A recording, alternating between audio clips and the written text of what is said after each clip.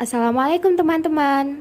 Untuk pertemuan pengantar akuntansi kali ini, kami selaku kelompok 4 akan membahas tentang akuntansi perusahaan dagang mengenai transaksi penjualan. Jangan di-skip ya, selamat menyaksikan sampai akhir.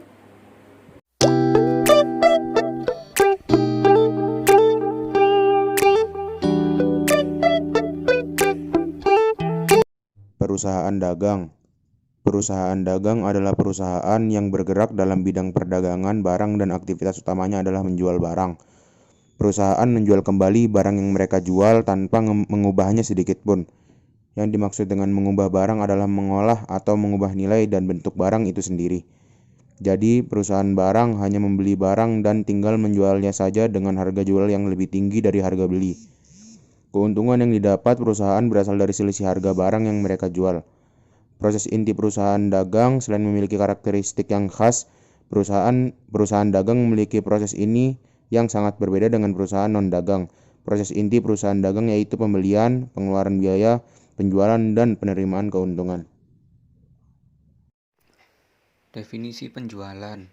Penjualan merupakan suatu transaksi yang dilakukan oleh penjual dan pembeli atau oleh dua belah pihak atau lebih dengan menggunakan alat pembayaran yang sah.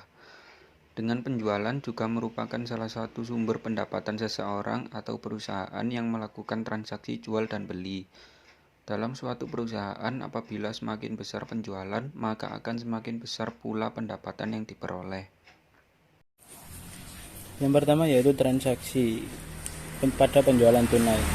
Suatu perusahaan berhak menjual barangnya secara tunai ataupun kredit. Penjualan tunai umumnya akan diinput ke mesin kasir dan akan dicatat di dalam berbagai akun. Agar lebih mudah dipahami, cobalah perhatikan contoh berikut ini. Diketahui bahwa PT Go Berkah menjual barang yang seharga 2.800.000 pada tanggal 1 Mei 2018. Nah, transaksi penjualan bisa dicatat sebagai berikut ini. Debit atau cash sejumlah 2.800.000 dan kredit atau penjualan sejumlah 2.800.000. Dalam sistem persediaan perpetual, harga pokok penjualan dan juga pengurangan jumlah persediaan harus sama-sama dicatat. Dengan cara tersebut, maka akun persediaan akan menampilkan jumlah sisa persediaan yang masih belum terjual. Sebagai gambaran, diketahui harga pokok penjualan pada tanggal 5 Mei tahun 2018 adalah senilai 1.200.000. Nah, ayat jurnal yang digunakan untuk mencatat harga pokok penjualan dan juga pengurangan dalam persediaannya adalah sebagai berikut. Debit atau harga pokok penjualan sejumlah 1.200.000, yaitu kredit atau persediaan sejumlah 1.200.000. Dalam kurun waktu beberapa tahun terakhir, seiring dengan meningkatnya penggunaan kartu kredit di Indonesia, maka sebagian penjualan retail pun dilakukan dengan menggunakan kartu kredit. Lalu, bagaimana cara mencatat penjualan yang dilakukan dengan menggunakan kartu kredit ini? Penjualan tersebut dicatat sebagai penjualan tunai karena pihak retail umumnya akan menerima pembayaran beberapa waktu ketika penjualan sudah terjadi. Penjualan yang menggunakan kartu kredit akan diproses oleh suatu badan clearing yang nantinya akan menghubungi bank penerbit kartu kredit tersebut. Lalu, bank tersebut akan melakukan transfer uang tunai hasil penjualan secara elektronik ke rekening bank pihak penjual. Jadi, bila pelanggan melakukan pembayaran tunai ataupun dengan kartu kredit, maka penjualan akan dicatat seperti apa yang sudah kita contohkan di atas. Beban pemrosesan yang dikenakan oleh badan clearing atau pihak bank penerbit kartu kredit umumnya sekitar 2 hingga 3% dari nominal transaksi penjualan. Berikut ini adalah pencatatan beban kartu kredit secara periodik. Untuk debit atau beban kartu kredit sejumlah 40.000. Untuk kredit sendiri atau cash sejumlah 40.000. Jurnal penjualan kredit adalah suatu catatan jurnal yang dimanfaatkan untuk jenis transaksi penjualan secara kredit. Pihak perusahaan berhak menjual barang dagangannya secara kredit. Pihak penjual bisa mencatat pencatatan penjualan sebagai debit di dalam piutang dagang dan kredit di dalam penjualan. Konsekuensi dari penjualan yang dilakukan secara kredit ini adalah nantinya akan terbit jurnal wesel tagih dan jurnal wesel bayar. Mari perhatikanlah contoh penjualan kredit dengan menggunakan metode perpetual di bawah ini. Berikut ini adalah ayat jurnal. penjualan yang dilakukan secara kredit dengan nominal Rp510.000 dan harga pokok penjualan yang senilai Rp280.000 untuk perusahaan PT Go Berkah. Debit piutang usaha sama dengan Rp510.000, kredit penjualan Rp510.000, debit harga pokok penjualan sama dengan Rp280.000, kredit persediaan Rp280.000. Umumnya syarat penjualan akan ditunjukkan di dalam faktur penjualan yang nantinya akan dikirim oleh penjual kepada pihak pembeli. Syarat untuk waktu pembayaran yang sebelumnya sudah disepakati oleh penjual dan pembeli dikenal dengan syarat kredit. Bila pembayaran dilakukan ketika pengiriman, maka syaratnya adalah tunai ataupun tunai bersih. Kebalikannya, pembeli yang diberikan izin untuk memperoleh kelonggaran waktu untuk membayar dikenal dengan periode kredit. Umumnya periode kredit ini bisa dimulai dari tanggal transaksi penjualan seperti yang ditunjukkan di dalam faktur. Bila pembayaran jatuh tempo dalam kurun waktu beberapa hari seperti 30 hari, maka syaratnya adalah 30 hari bersih yang dicatat dengan N/30. Sedangkan bila pembayaran jatuh tempo di akhir bulan yang sama dengan bulan penjualannya, maka akan dicatat dengan N/EOM agar bisa memotivasi para pembeli dalam melakukan pembayaran sebelum batas akhir periode kredit.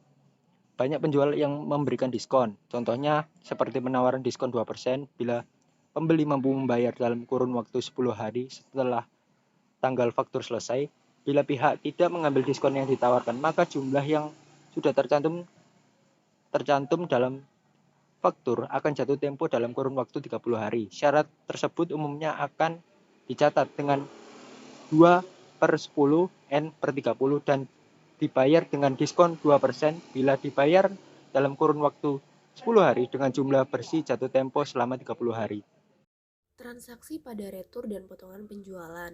Pihak pembeli berhak mengembalikan barang kepada penjualan yang mana dari sisi penjual, hal ini dianggap sebagai retur penjualan. Pengembalian barang harus dilakukan dengan alasan yang sudah disetujui oleh penjual, seperti barang rusak, cacat, atau alasan lainnya. Dalam hal ini, pihak penjual bisa mengurangi harga barang yang dikenal dengan pemberian potongan penjualan. Bila retur atau potongan penjualan tersebut terjadi dalam penjualan kredit, maka penjual umumnya akan menerbitkan memo kredit atau memorandum kredit untuk pihak pembeli. Memo tersebut akan menunjukkan jumlah dan juga alasan kredit penjual pada piutang usahanya, yang dimana pada piutang usaha ini jika dikredit akan berkurang jumlahnya. Tujuan dalam menggunakan jurnal khusus perusahaan dagang. Dengan menggunakan jurnal khusus perusahaan dagang pada suatu bisnis dalam bertransaksi ataupun kegiatan tersebut dapat secara berulang. Jurnal khusus juga memiliki kesamaan pada jurnal penyesuaian dalam memposting kembali pemindahan pencatatan ke buku besar. Yang pertama, memberikan kemajuan efisiensi perusahaan. Yang kedua, mengurangi kesalahan pada pencatatan. Yang ketiga, memberikan kemudahan pada pencatatan. Yang keempat, mengurangi selisih dan penipuan jumlah transaksi. Yang kelima, mengawasi suatu tim agar lebih baik. Yang keenam, cara menghemat waktu. Yang ketujuh, sebagai data sumber informasi mendatang. 4 jenis jurnal khusus perusahaan dagang. Yang pertama, jurnal khusus pembelian. Yang kedua, jurnal khusus penjualan. Yang ketiga, jurnal khusus penerimaan kas. Dan yang terakhir, jurnal khusus pengeluaran kas.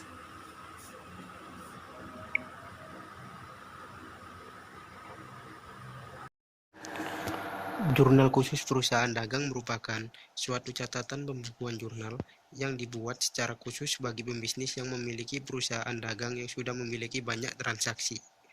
Kegunaan pada jurnal umum bagi pembisnis juga sangat dirasakan dan tidak dapat memenuhi klasifikasi pencatatan jenis transaksi keluar dan masuk yang banyak atau sering berulang kali dalam setiap waktu. Maka dari itu, jurnal umum sangat tidak dianjurkan hanya menggunakan jurnal umum saja yang harus dilakukan kepada perusahaan dagang. Contoh, Pada bulan yang sama, sebagai contoh jurnal khusus penjualan, Sukses Gemilau juga mencatat transaksi-transaksi penjualan barang dagang secara kredit sebagai berikut. Pada tanggal 5 April, dijual kepada toko Matahari Dagang dengan harga Rp700.000, syarat pembayaran 2/10 N/30 faktur nomor 11. Lalu, di jurnal khusus penjualan, keterangan ditulis toko Matahari, syarat pembayaran 2/10 N/30, kemudian piutangnya bertambah menjadi Rp700.000, lalu penjualannya juga bertambah menjadi Rp700.000 juga. Lanjut soal kedua. Pada tanggal 8 April, faktur nomor 12 dikirimkan kepada toko Lili atas penjualan barang seharga Rp1 juta, syarat pembayaran 1/10 N/60. Nah, keterangannya ditulis toko Lili, syarat pembayaran 1/10 N/60. Kemudian piutangnya bertambah sebesar Rp1 juta, lalu penjualan bertambah sebesar Rp1 juta. Kemudian dijumlahkan menjadi Rp1.700.000. Terima kasih. Sekian materi dari kami. Apabila ada kekurangan dan kesalahan dalam perkataan kami, mohon dimaafkan yang sebesar-besarnya. Terima kasih sudah menonton. Wassalamualaikum warahmatullahi wabarakatuh.